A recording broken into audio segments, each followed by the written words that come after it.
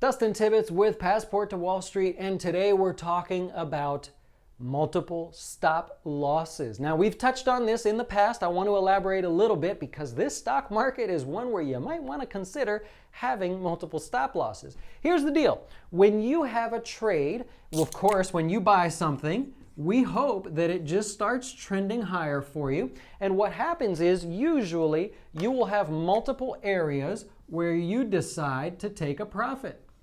It may be that there is some dollar amount that you hit. It could be a price target that you hit, but you will have multiple areas, and most traders do this, where they piece out their profits. So you might sell half or even less than that, and that's how people play on the way up. Now, usually when you buy, you have an entry point, and then somewhere down here, you have decided the risk you are willing to take, and we call that the stop loss.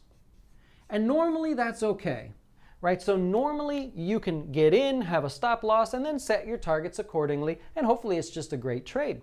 But when the stock market gets a little volatile, that's when you probably want to consider having two stop losses. You might have one that's a little bit closer and one that gives the stock more room to wiggle. See, as volatility picks up, you see on TV all the time, volatility's hitting highs. Investors are flocking to volatility. What that should tell you as a short-term trader or investor is that the volatility on my stock may be more as well. And if that's the case, I don't want to simply get stopped out because it had one bad little move and then goes back to the profit target. Oh man, does that hurt. Nobody likes to see that. So when you buy a stock that's volatility is higher, now go back, we've done a bunch of videos on volatility for individual stocks, but as you notice that, consider using two stop losses. One that's closer, and maybe you do get tripped up if the stock becomes volatile, and then one that's a little further away,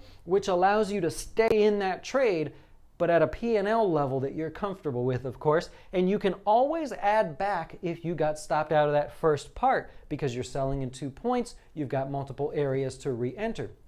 So, really simple sort of analysis today of when things get volatile, I want you to consider using two stop losses, and you could even break it up into 3 if I'm honest with you, and just sort of scale out as things get bad. Because we are in that environment where stocks are not just going straight higher from where you entered. They tend to go like this, and it's all messy right before it takes off and makes that next move. There are so many names. Look at Verizon.